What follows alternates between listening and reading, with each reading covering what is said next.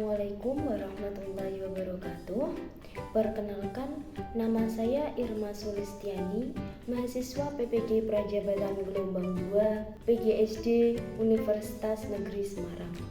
Di sini saya akan memaparkan hasil profiling peserta didik di salah satu SD negeri di Semarang. Pada kesempatan kali ini, saya akan membahas 10 aspek mengenai profiling peserta didik. 10 aspek yang diteliti pada profiling peserta didik kali ini yaitu yang pertama ada perkembangan fisiologis peserta didik, yang kedua ada perkembangan psikologis peserta didik yaitu ada kognitif, emosi, sosial, dan moral. Yang ketiga ada motivasi belajar peserta didik. Yang keempat ada etnik peserta didik, yang kelima kultural peserta didik, yang keenam status sosial peserta didik, yang ketujuh minat peserta didik, yang kedelapan kemampuan awal, yang kesembilan gaya belajar, dan yang ke-10 adalah perkembangan motorik peserta didik. Identitas peserta didik di sini saya mengambil kelas 4 yang memiliki jumlah 26 siswa. Dari 26 siswa tersebut, saya mengambil 3 siswa yaitu yang pertama ada ZAS, di sini perempuan umur 10 tahun, yang kedua ada HFRS, laki-laki berumur 10 tahun, dan yang terakhir ada ZF, perempuan juga dan berumur 10 tahun. Aspek yang pertama yaitu aspek fisiologis. Perkembangan fisiologis ditandai dengan adanya perubahan secara kuantitatif, kualitatif, dan fungsional. Yang pertama ada peserta didik ZAS. Di sini peserta didik tersebut memiliki tinggi badan 145 cm dengan berat badan 29 kg. Yang kedua ada peserta didik HFRS, di sini laki-laki yang memiliki tinggi badan 150 cm dengan berat badan 43 kg. Yang ketiga ada peserta didik ZF dengan tinggi badan 130 cm dengan berat badan 24 kg. Peserta didik yang menjadi sampel di sini memiliki fisik yang sehat dan tidak ada gangguan dari penglihatan maupun pendengaran serta tidak memiliki riwayat penyakit yang berbahaya. Yang kedua ada aspek psikologis. Di sini aspek psikologis terdiri dari perkembangan kognitif, sosial, moral, dan emosi. Yang pertama ada perkembangan kognitif. Pada perkembangan kognitif, peserta didik pertama di sini ada ZAS yang memiliki perkembangan kognitif tinggi.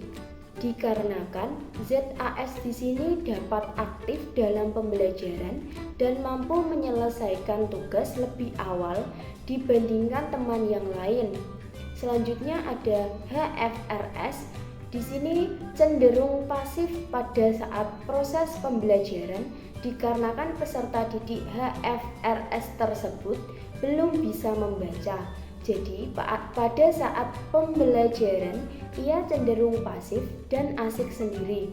Sedangkan peserta didik terakhir yaitu ZF di sini juga cenderung pasif dalam proses pembelajaran. Menurut teori perkembangan Pearce, ketiganya merupakan pada tahap operasional konkret. Yang kedua ada perkembangan sosial. Di sini perkembangan sosial, peneliti menggunakan teori Erikson dan Brown Van Benner.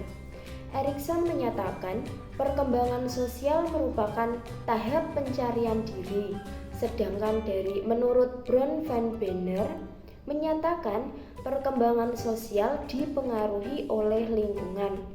Jika dilihat dari kedua teori tersebut, baik peserta didik ZAF, HFRS, dan ZF dapat berinteraksi dengan baik dengan lingkungan belajar yang ada. Selanjutnya ada perkembangan moral. Menurut Colbert, Perkembangan moral di sini berkaitan dengan relasi dan aturan yang terjadi antara manusia serta dapat mengetahui antara hak dan kewajiban. Pada kategori ini, perkembangan moral ketiganya dapat dikategorikan bagus dikarenakan ketiganya mampu membangun relasi yang baik dan memiliki banyak teman, walaupun terdapat siswa yang pendiam dan ketiganya di sini mampu mentaati peraturan sekolah dengan baik. Selanjutnya ada perkembangan emosi.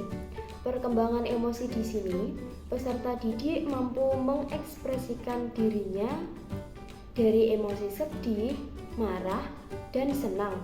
Jika dilihat dari pengertian tersebut, maka perkembangan emosi yang dimiliki ketiga peserta didik dari ZAS, HFRS, dan ZF pada kategori bagus dalam perkembangan emosi. Pada aspek selanjutnya yaitu ada motivasi belajar. Dari motivasi belajar, dari peserta didik ZAS dapat dikategorikan tinggi, peserta didik HFRS pada kategori kurang, dan peserta didik ZF pada kategori sedang.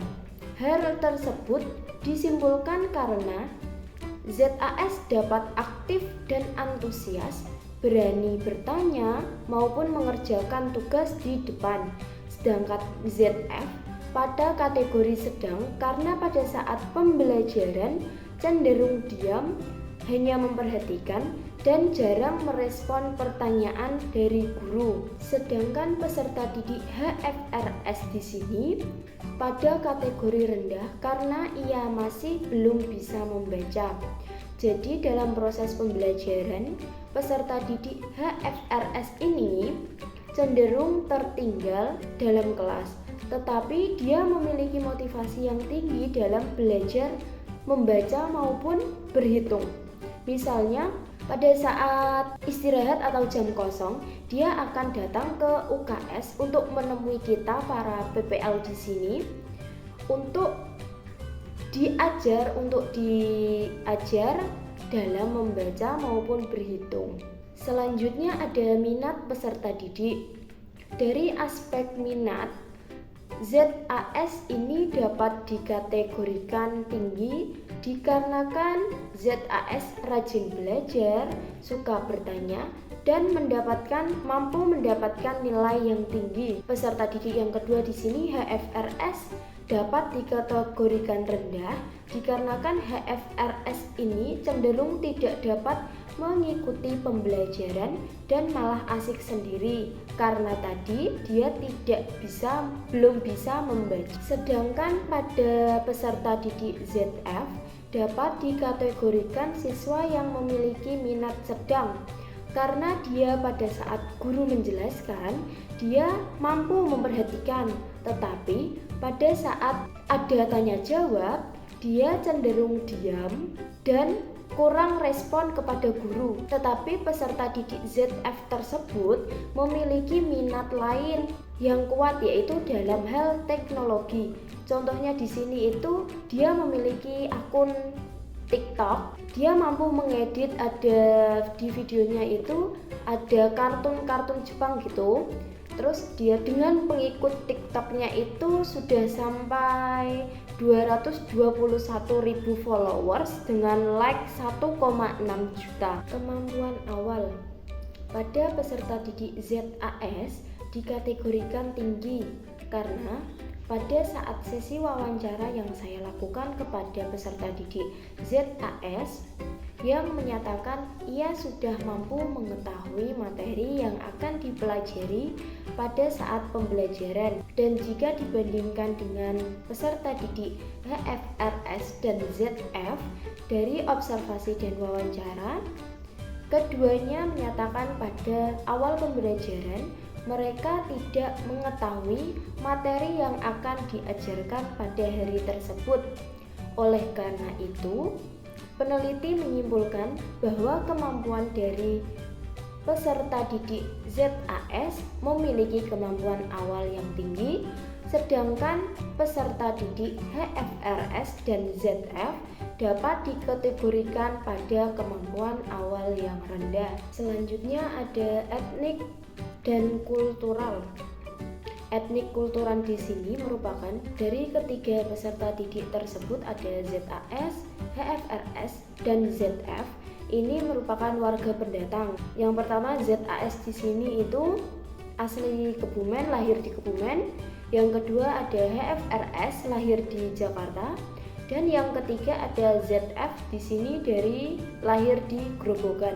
Peserta didik HFRS di sini merupakan warga pindahan. Selanjutnya ada status sosial. Pada kategori status sosial, dari ketiganya cenderung memiliki status sosial menengah. Hal tersebut dapat diketahui melalui pekerjaan orang tua. Pada peserta didik ZAS, di sini pekerjaan orang tuanya yaitu montir. Pada peserta didik HFRS dan ZF, keduanya di sini orang tuanya bekerja sebagai buruh pabrik. Aspek gaya belajar. Dari gaya belajar, di sini dari ketiganya cenderung menggunakan gaya belajar dari audio visual. Karena peserta didik ZAS, HFRS, dan ZF cenderung menyukai pembelajaran berdasarkan melihat dan mendengar langsung dari penjelasan dari guru. Perkembangan motorik. Perkembangan motorik merupakan perkembangan kemampuan manusia untuk mengontrol berbagai gerakan tubuh dan manipulasi objek. Perkembangan motorik di sini terdiri dari motorik halus dan motorik kasar. Dari segi motorik halus dan kasar, ketiganya termasuk memiliki perkembangan motorik yang bagus. Hal tersebut dapat dilihat pada saat peserta didik, dapat dilihat dari tulisan maupun pada saat keaktifan dalam mengikuti kegiatan olahraga. Berikut adalah hasil dokumentasi pada saat saya melakukan profiling peserta didik. Dan selanjutnya ada akun TikTok dari salah satu peserta didik yaitu ZF. Dari akun TikTok tersebut kita dapat melihat karya-karya yang sudah dibuat dari peserta didik ZF dengan 1,6 juta like pada akun tersebut. Halo friend, kalau nemu video saya di FYP, like kek, komen kek, atau follow gitu kek. Kalau kalian keberatan nge-follow atau nge-like, bisa sih kalian komen, cukup titik aja sih. Aku udah seneng banget, satu notif dari kamu aja aku udah seneng banget, apalagi 2-3 notif. Bener-bener deh, coba deh kalian pikirin perasaan saya. Udah setiap hari bikin video tapi nggak pernah FYP, apalagi nggak pernah rame. Padahal sampai memoriku full banget begitu, cuman yang nggak rame. Nggak tahu sih video saya kapan FYP-nya, tapi ya saya berusaha. Saran yang dapat saya sampaikan untuk ketiga peserta didik tersebut, yang pertama yaitu untuk peserta didik ZAS. Di sini saya sarankan untuk mempertahankan